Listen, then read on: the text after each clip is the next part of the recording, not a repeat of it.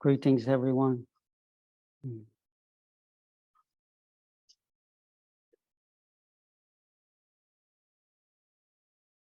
Rejoicing in our opportunity to pause and remember what is trustworthy, aligning with what is truly trustworthy, what the Buddha called refuge. Welcome. Hope you're all well, or even if you're not well, you're well enough to contemplate. You have that beautiful capacity to reflect what's happening, even if it's difficult, challenging. We all share a presence in a world at a time that's not easy to be here, but what good fortune we have to have the Buddha's teachings of awakening to align with, to return to for inspiration and guidance. And so beginning our time together with a recitation, with a chant. Dear Juna, who's helping us today behind the scenes, is going to put in the chat the little chanting booklet we've been using. At the top of page 3 is this ancient honoring of the Buddha, the Namo Tassa. Namo is a beautiful word of I honor, I return my life to, I align with the Bhagavato, the Blessed One, the Arahato, the one not entangled in affliction. Arahato Sammasambuddhassa, the one that's fully awakened. Honoring the Buddha, and then on the next page, the qualities of the triple jewel. So that's top of page 3 in the chanting booklet, and then page 4.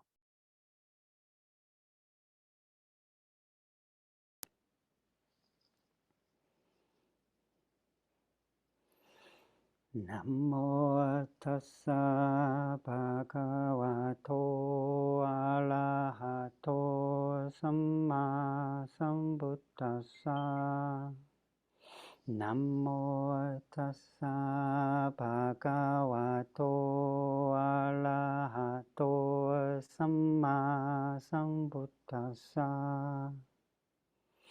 Namo tassa bhagavato arahato samma sambuddhassa. Homage to the blessed, noble, and perfectly enlightened one. Homage to the blessed, noble, and perfectly enlightened one. Homage to the blessed, noble, and perfectly enlightened one. As we chant the qualities of the Buddha Dhamma Sangha on page 4, honoring what is worthy of honor. There's great blessing. We're plugging into these aspects of our inherent nature. These qualities of the awakened one are not somewhere else. We align with them, connect with them, allow them to blossom and flourish in our heart when we remember this place of listening, presence, mindfulness. So as we chant, listening to the sounds, feeling the resonance, the vibration in the body carried on the out-breath, with an intention of, may this recitation be an offering The Buddha said this recitation protects living beings, because when we align with refuge, we're guided by wisdom and compassion. So we do this as our protection for all beings.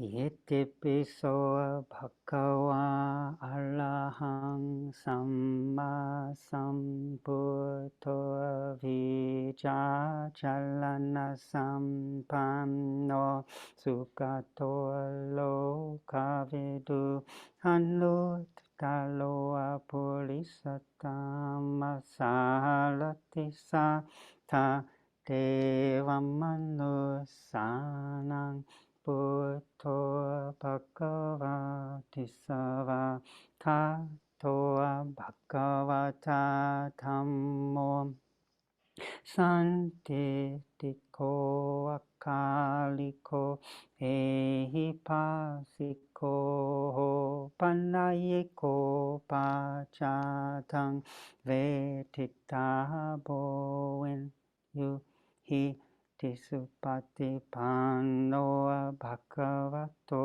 Savaka Samko Uchupati Pano Bhagavato Savaka Samko Yayapati Pano Bhagavato Savaka Samko Samijipati Pano Bhagavato Sankho yatitang chodari purisa yugani yamta purisa pukala esa bhagavato savaka sankho ahunayo pahunayo dakinayo anjali kalaniyo hanu Talang punya kita lo kasati.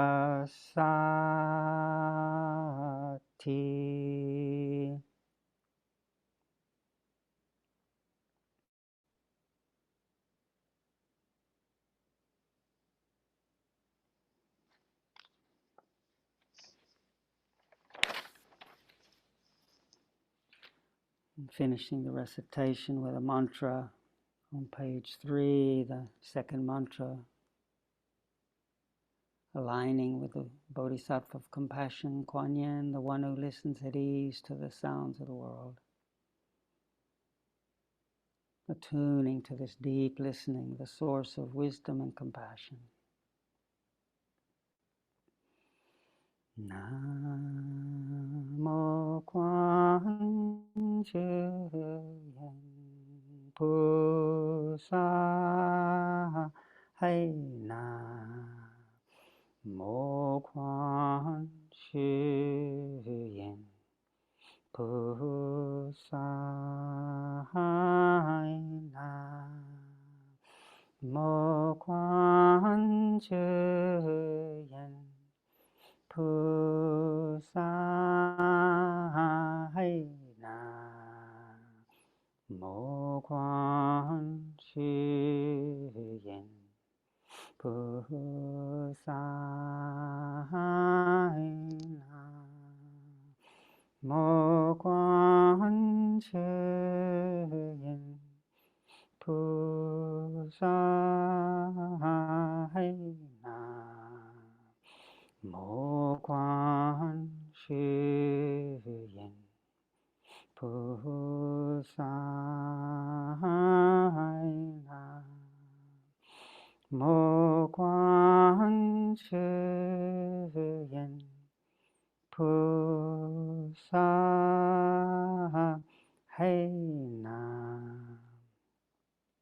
Mo Quan Yin Pusa.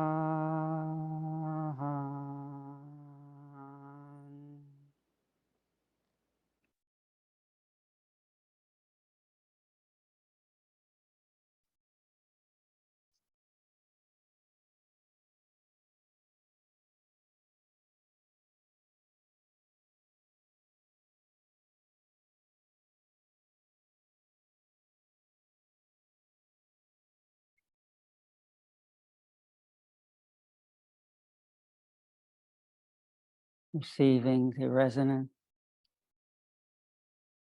the feeling tone,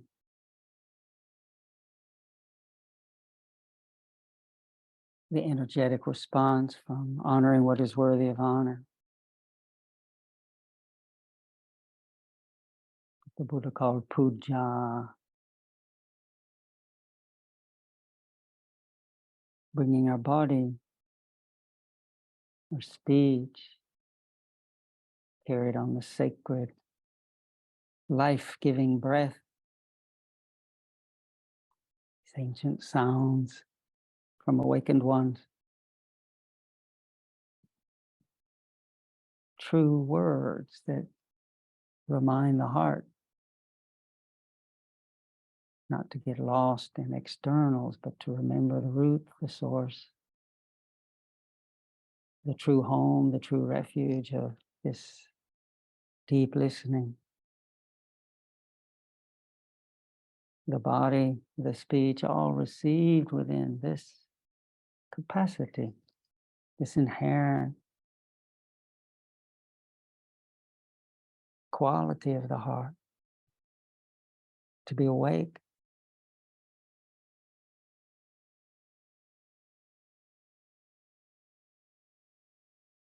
honoring this moment, this body pulled by our earth mother. This is an earth body.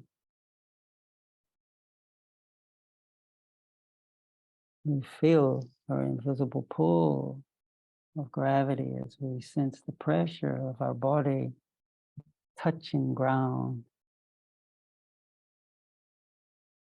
Whatever posture we're in, where the body makes contact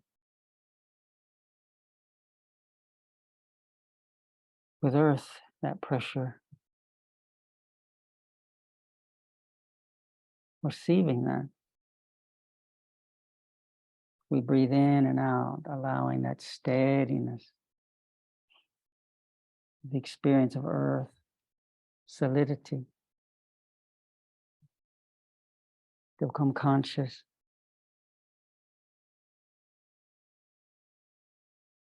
Allow our listening, our capacity to listening, this essence of Buddha, to be honed, to be remembered and steadied as we first align with earth element, this body in our posture, sitting or standing or whatever posture we're in, lying down.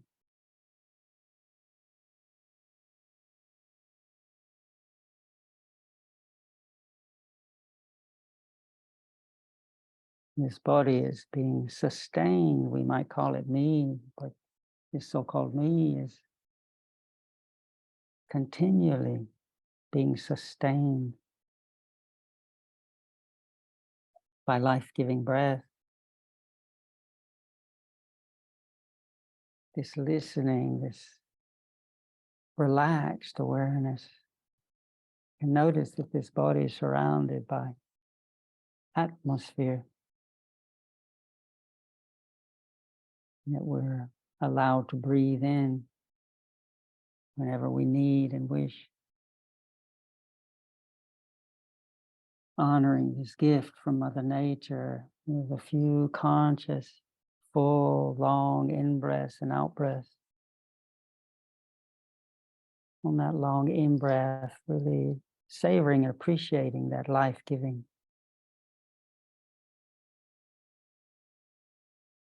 blessing of the breath, that full in-breath. And on that long, slow out-breath, consciously softening the forehead, the jaw, the neck, shoulders, chest, belly, back, as we allow the vitalizing essence of the breath to be received and to penetrate, suffuse into the parts of the body and brighten the mind. Breathing in long, breathing out long. Steadying this capacity to be present and sustain that presence as we receive that long in-breath, as we relax the body on that long out-breath, as we let this body align with this gravitational pull. We're sitting, noticing if the body is leaning left, leaning right, letting the posture make micro adjustments to find that balance between left and right, forward and back, upright without being rigid, aligned with this gravitational pull.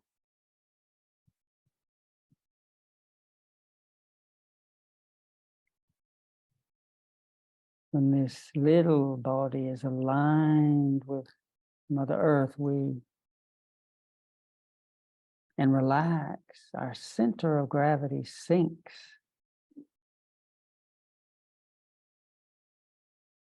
Because we are connected to ground. We're partaking of Mother Earth's deep, immeasurable, vibratory stability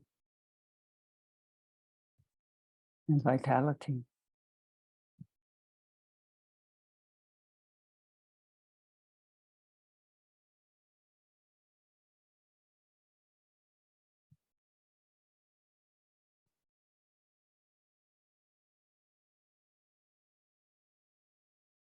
Allowing the breathing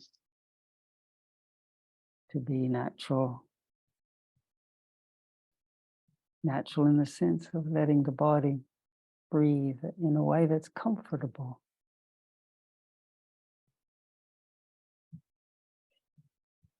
Not trying to get somewhere.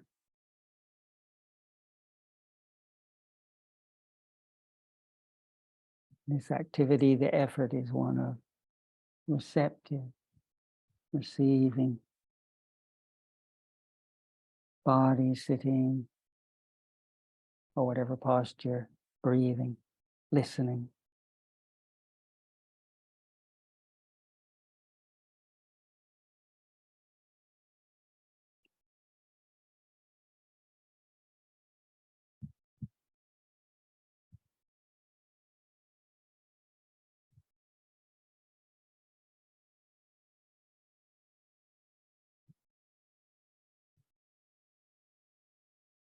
One can align with whatever sign is most helpful, but if being with the breathing is okay, I'll make a few suggestions, but hold those words lightly if they're not aligning with where your process is at.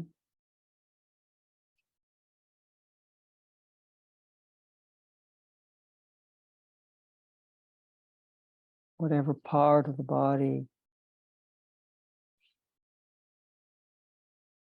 one is receiving as the sensation of breathing in and breathing out registers.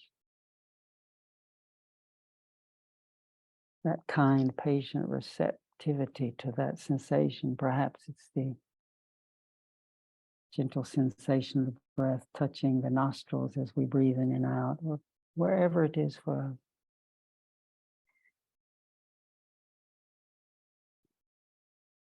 Having all the time in the world to just be with that sensation for now.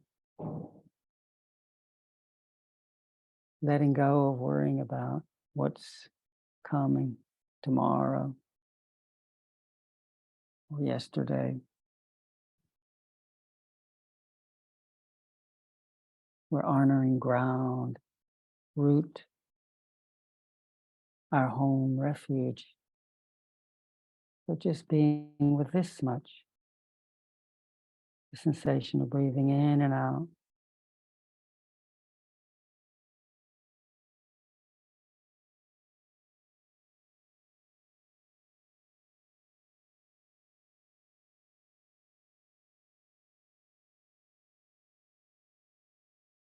kind, patient awareness subtly quickens and purifies the sensations of the body. That's what it does.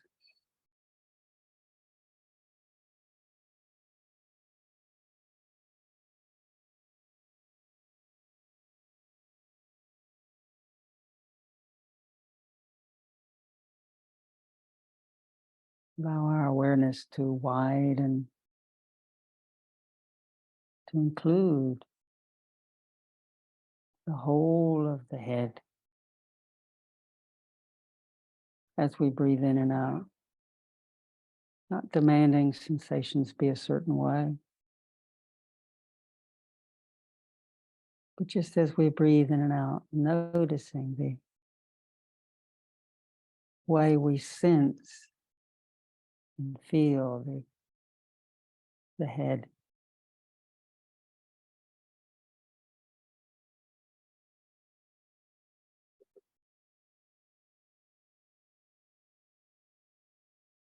We're becoming agile with the lens of awareness, letting the awareness be small again, just with a smaller sensation of where we're feeling the breathing.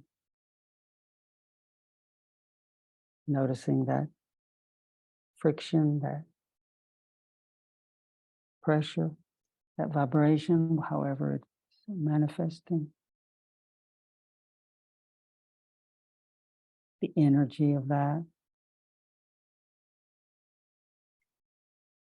Then again, on an out breath, allow the awareness to widen and just include the whole of the head. Let any of that energy from the smaller lens of noticing to spread.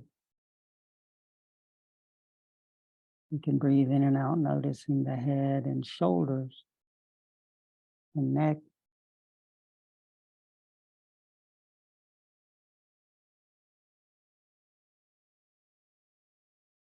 We can widen the awareness to notice the whole body as we breathe in and out. However that sensation is of the whole body, sensitive, not judging, but just being sensitive to the whole body as we breathe in and out.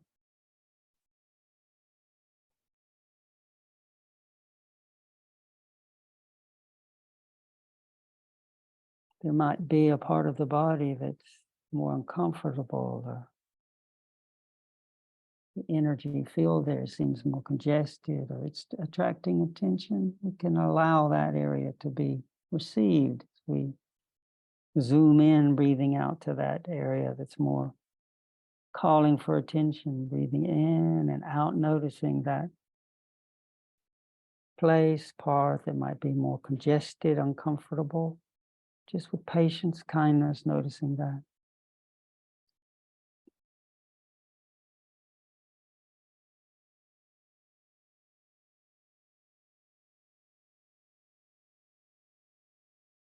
Without judging. Then on an out breath, allowing the awareness to widen again, so that part that's uncomfortable, as we widen to be sensitive to the whole body, that part is just a part of the whole field.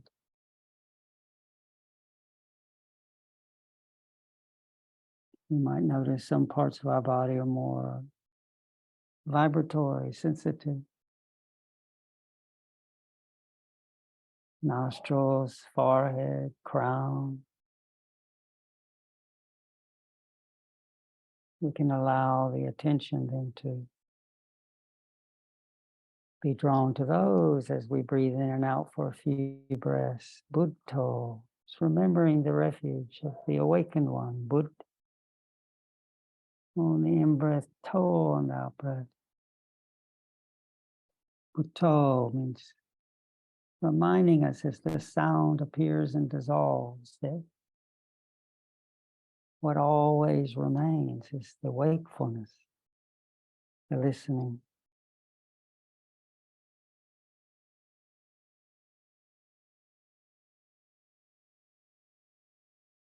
breathing in and out, calm, and allow the awareness not to hold anything too tightly. With sensitivity again to the whole body. Each out breath is a soothing, letting things be.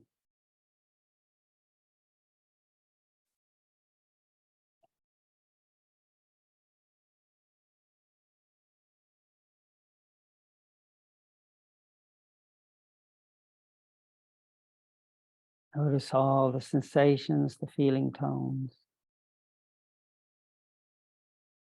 the in-breath and the out-breath, and the sounds.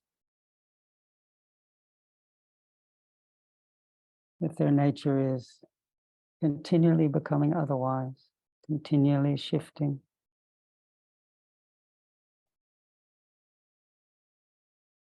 Awareness of change as we abide.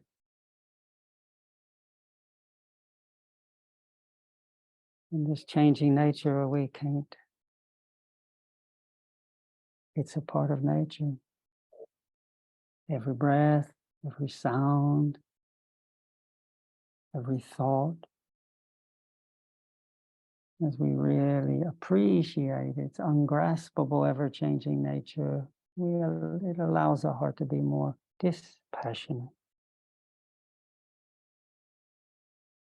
Because what can be claimed, what can be truly grasped,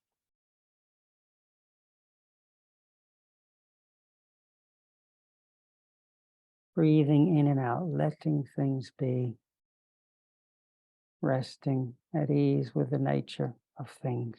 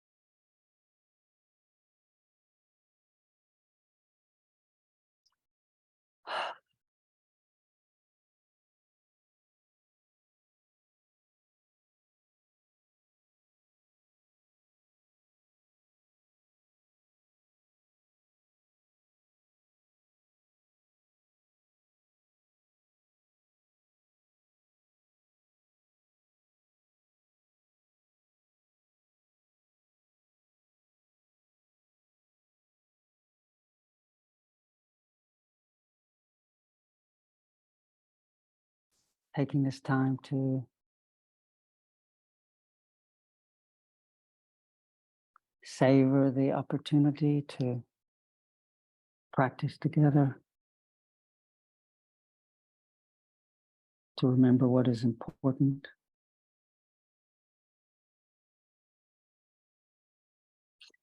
I'm calling you from a conference room at the university where I'm attending, Dharma Round Buddhist University.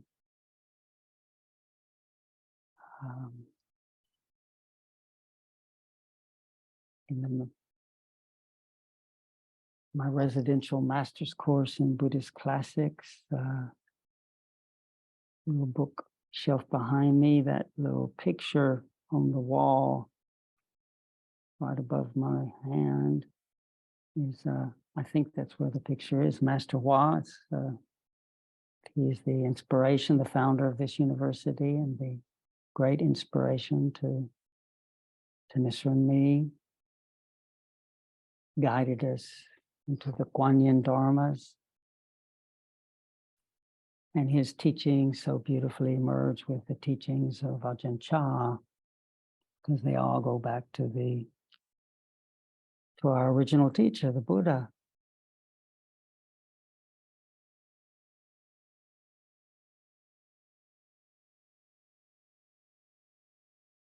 This world in the Chinese Mahayana tradition is sometimes referred to as the Saha world, or the world that's not easy to endure.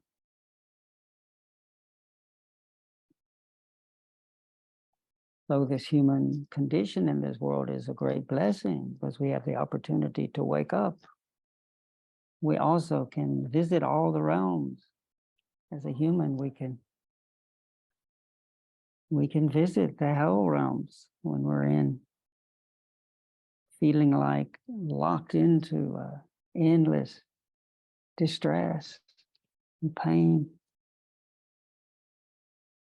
We can visit the animal kingdoms when the instincts, the drives of desire and fear and hunger move us, and it's hard to reflect. We can visit the realms of the hungry ghost when there's this sense of being addicted, just needing something, some distraction, something to fill this inexhaustible hole of need. We can visit the realms of the asuras, the titans, when we're just feeling like we have to contend to mark out our space, keep some semblance of control. That's the realm of can be the realm of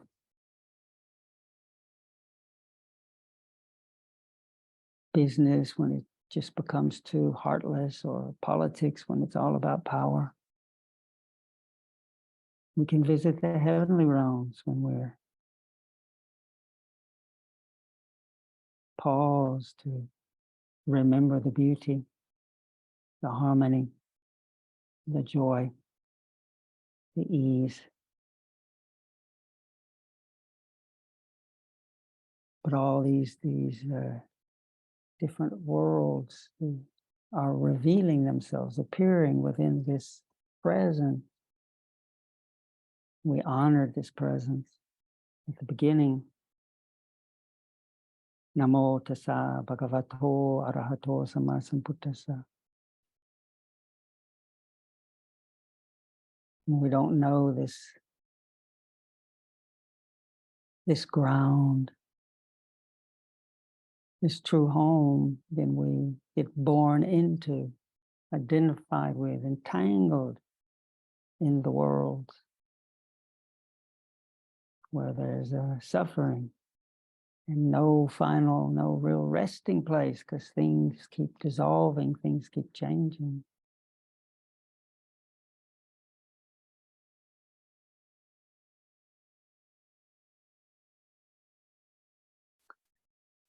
There's a teaching of the Buddha that I really like. It's in the Dhammapada, a collection in the texts, the scriptural texts. It's a collection of ecstatic, pithy, profound utterances of the Buddha.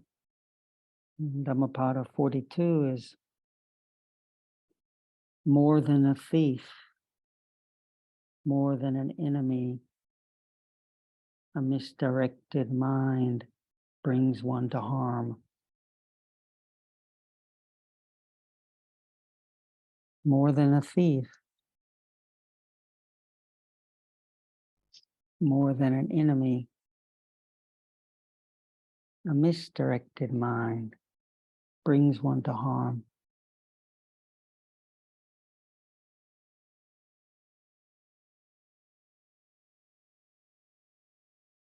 And the corollary of that is that the greatest friend, the greatest treasure is to train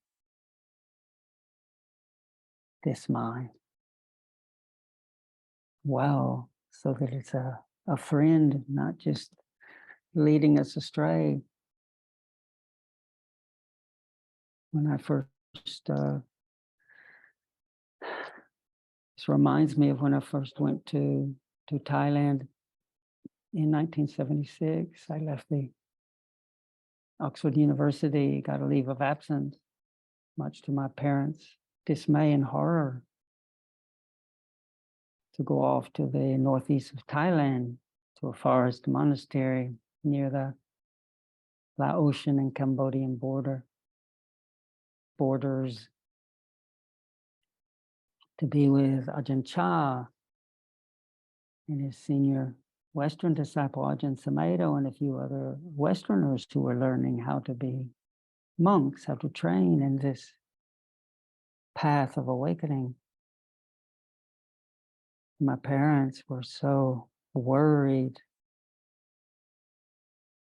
Those were the years of cults, and also back in the 70s, there was still the turmoil in that part of the world from the horrors of the Vietnam War that America was so involved in, and then the bombings in Cambodia, in Laos, and the rumors of the killing fields in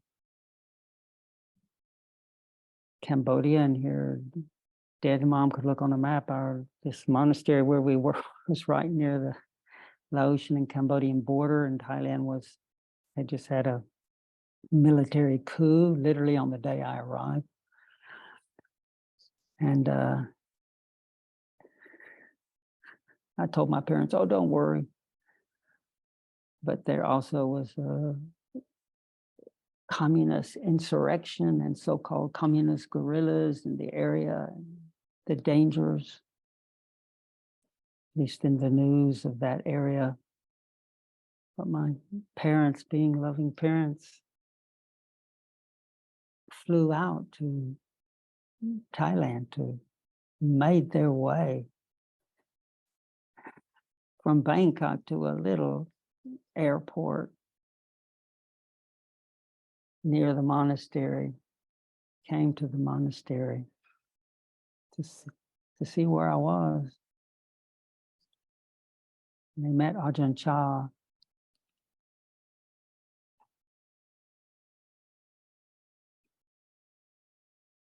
And he gave them this teaching in his own way, but he gave them this teaching in this theme that I started with. Because my father asked Ajahn Chah, he said, "Ajahn Chah, isn't it dangerous here? The communist guerrillas,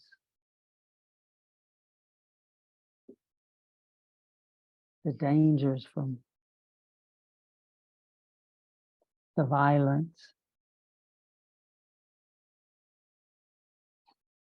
And my father was quite attuned to the dangers of the world. And His mind was honed how to anticipate and try to avoid these external dangers. And Ajahn Chah said, yes, there are these dangers.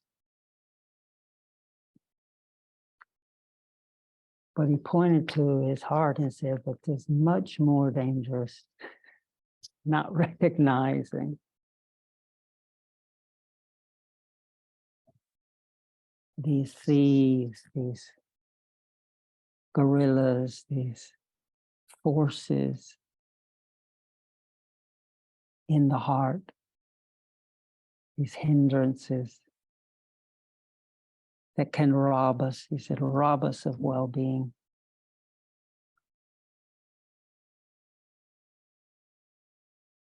And Ajahn Chah gave a beautiful talk to my mother and father about it. What we were doing at this monastery is getting to know this desire, this wanting, this greed, this attraction to get something in the heart, and its mirror image, these forces, these currents of aversion, wanting to get rid of harm, wanting something to be gone. These sluggishness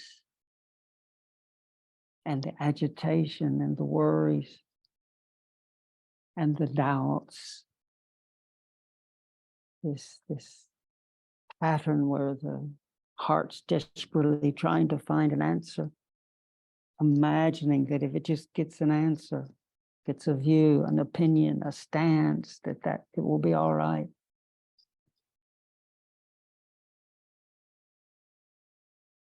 Now, Ajahn Chah gave a beautiful talk about how we're investigating this.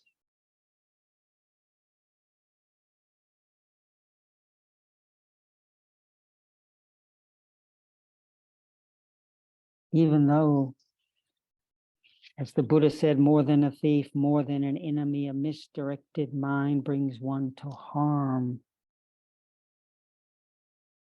More than a thief, more than an enemy, a misdirected mind brings one to harm. Yes, when we're unconscious of this mind, when we imagine that all the real dangers are out there, and we're overlooking the danger of not recognizing the source of distress, the source of confusion, the source of never ever really finding peace. But Ajahn Chah didn't say we needed to hate these qualities.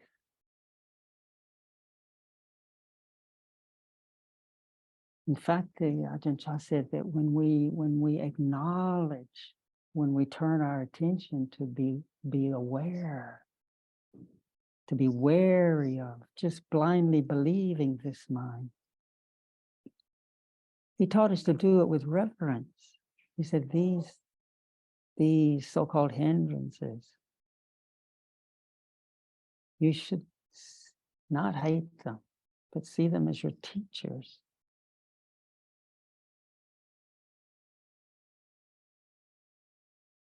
Because by really investigating, being with, they become, Ajahn Chah said, a sharpening stone for our wisdom.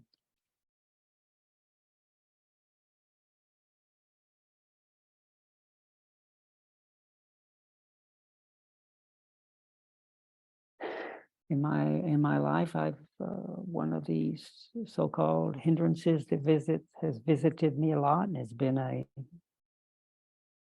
really good teacher and a source of a lot of distress and suffering when I was more unconscious of it. But a teacher, now that I'm more willing to work with it, is what the Buddha called kakucha udacha kukucha.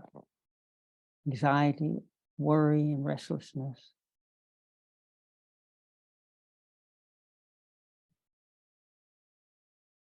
This fear about what's to come, what should we do, a kind of distressed mind. It's in our meditation, we're rather than just following restlessness, following that uncomfortable feeling, and then seeking perhaps to distract ourselves from that uncomfortable feeling with some sort of eat something, go somewhere else, trying to push it away, but to with the very same care with which we in our formal meditation learn to be with the breathing,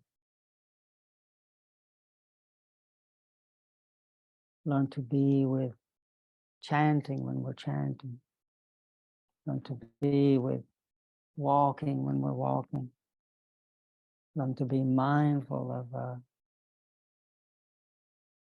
speaking when we're speaking, with that same care when we're contemplating a mood, which is more subtle, it's not so tangible. We allow ourselves to hear the feel and sense the feeling tones as the what if this and what if that. Sometimes I struggle here with I'm almost 71, and the master's program is quite challenging in terms of the reading, the writing, the schedule, keeping up with some of the younger students. Struggling with low energy, I can see my mind sometimes worrying, oh, how can I cope? And when there's more heedlessness about a mood, for example, then that mood is me. It's just me. And I'm the one who I don't think I can cope, and I'm not sure what to do. And it might be true. It might be true to a certain extent that one has limited energy, or true that one's being called upon to do something that's stretching one's capacity. But to allow one to be contracted around an identification with that mood, so that every thought, every worry, every frightened, anticipatory feeling bumps one this way and bumps one that way, that's just sustaining suffering. But in a moment of remembering our refuge in Buddha, the one who knows things as they are, in Kuan Yin, the one who listens at ease to the sounds of the world. Listening at ease to the sounds of the world is another way of expressing the Buddha refuge. The knowing, Bhutto, what Ajahn Chah called the knowing, being Buddha.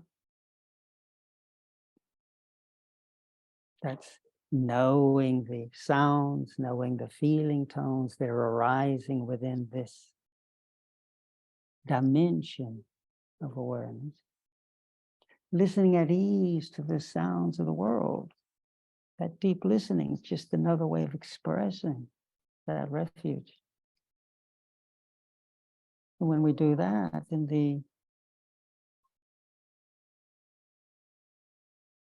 this is where our mantra, Bhutto, or Kuan Yin's name, can be mingled with the feeling tones, mingled with the breath, to remind one to touch, to be with this moment, this mood.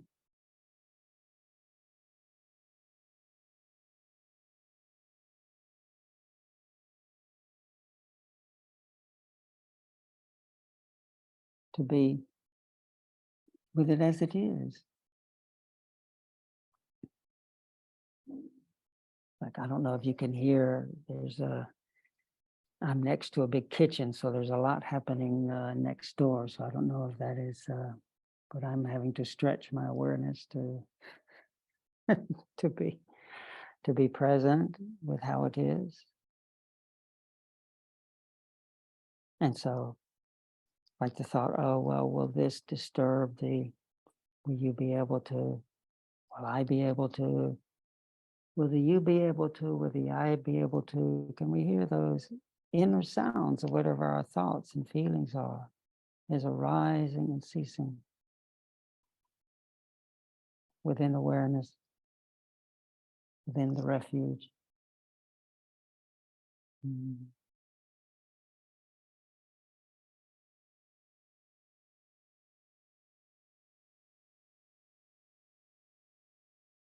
Thank you for your note that it's not too disturbing.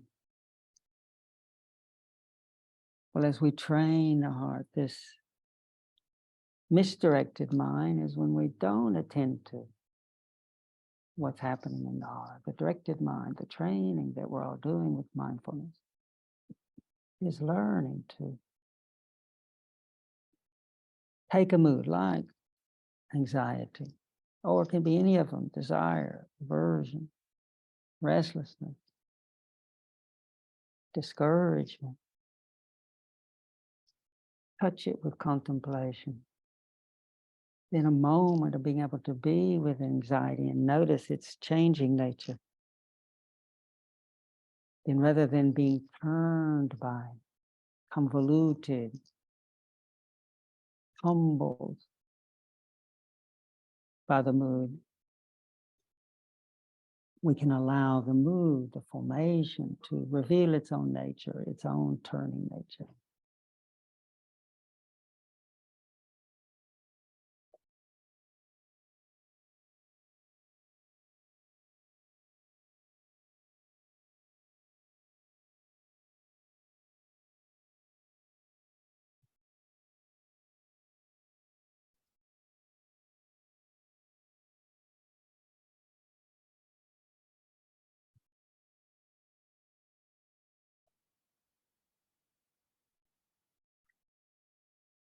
I just have to go and for a minute, then I have to just tell them, because it's hard for me to, I'll be right back in a minute. I just have to tell these people next door something.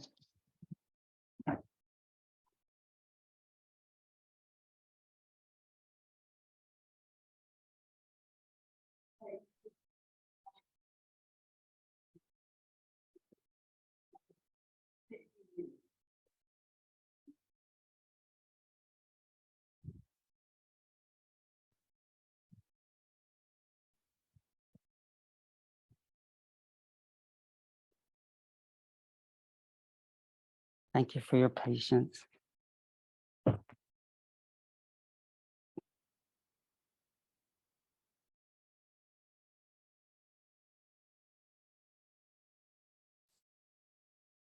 Being with the conditions, working with the conditions.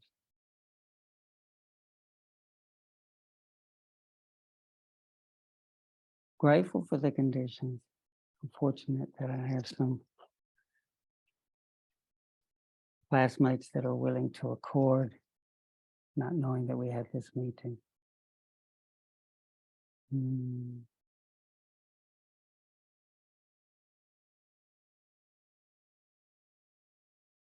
But just encouraging us to not overlook not overlook the significance of the inner ground. There's so much to be concerned with in terms of external threats, external challenges, external perils. They're true. But right near the end of the Buddha's life, right when he was just about to die, he was frail. He was saying, telling his disciples that his body was tired. He was dying. And he said to his beloved attendant, Ananda, be islands unto yourselves, refuges unto yourselves. Seek no external refuge, with the Dhamma as your island, the Dhamma as your refuge, seeking no other refuge.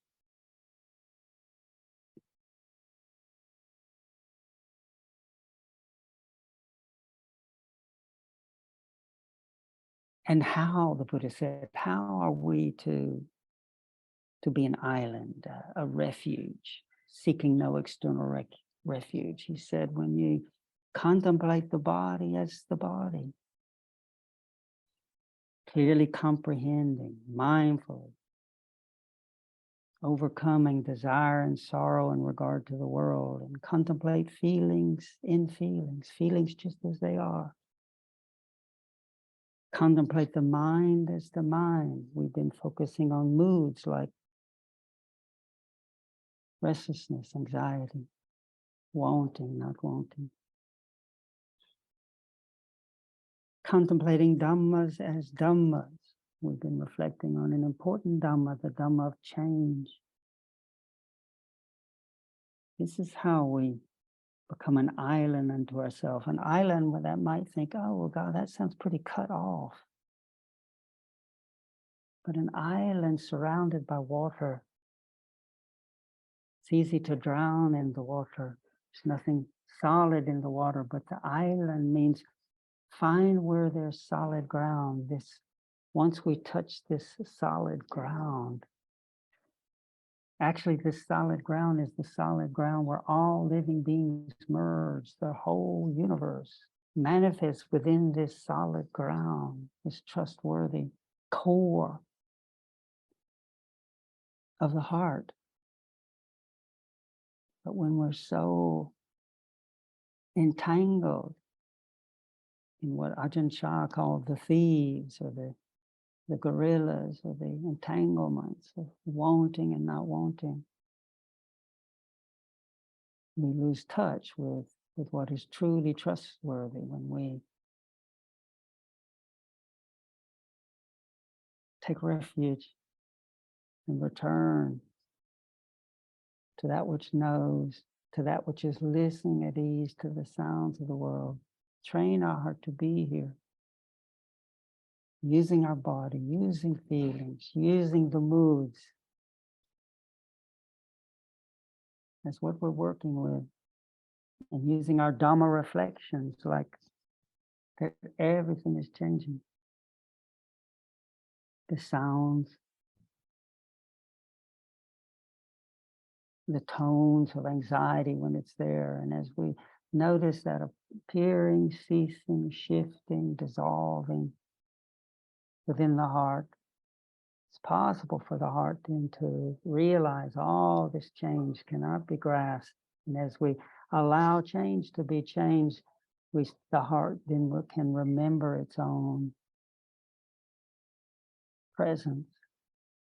That's where we find stability. That's where we find renewal. That's where we find something that's always here and now, as the Buddha said, always beckoning us.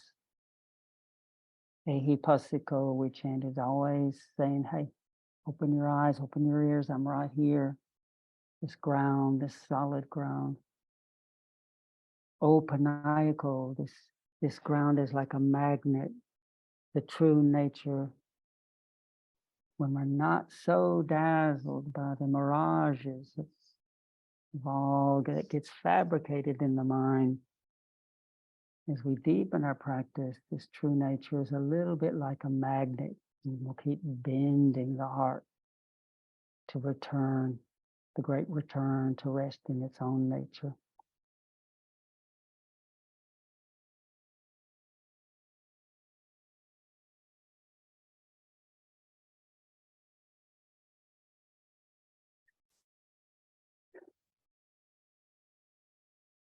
We're finishing with a few words on this theme from Ajahn Chah. Ajahn Chah quoted the Buddha. Ajahn Chah said, the Buddha said, Ananda, practice a lot, develop your practice. Whoever sees the Dhamma sees me, and whoever sees me sees the Dhamma.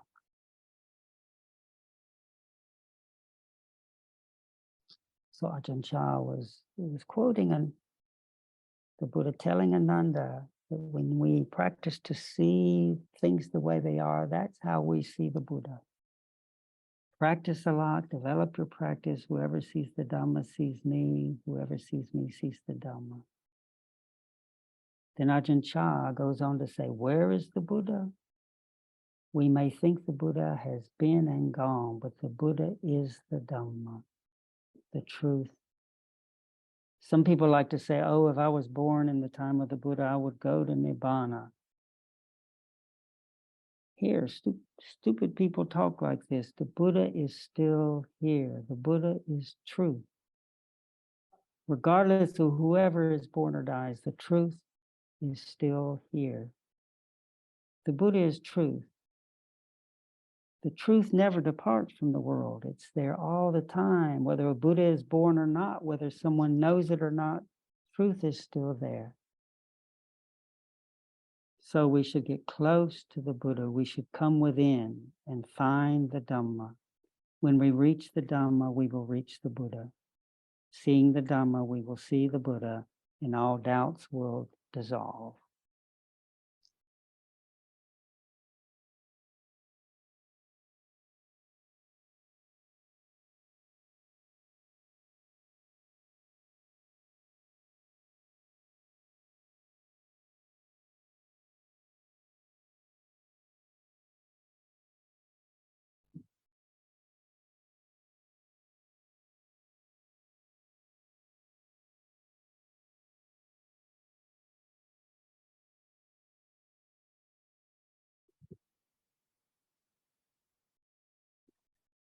Thank you for giving me this opportunity to practice with you. This Dhamma is precious. Don't underestimate the value of even a moment's pausing and listening and realigning. And even a moment's honoring what seemed to be afflictions, even a moment's remembering Ajahn Chah saying, oh, they're your teachers. A moment realigning, honoring how it is. Don't undervalue that. This training of the heart, this alchemy that happens when we listen to the sounds of the world, when we practice being with how things are, is recovering the solid ground of the life-saving island, the island of truth. Not being lost in the whole murky waters of just imaginings, but it's finding solid ground, and from solid ground we can make a difference. We have a perch on reality of something as it is. So, dear souls, thank you for your attention.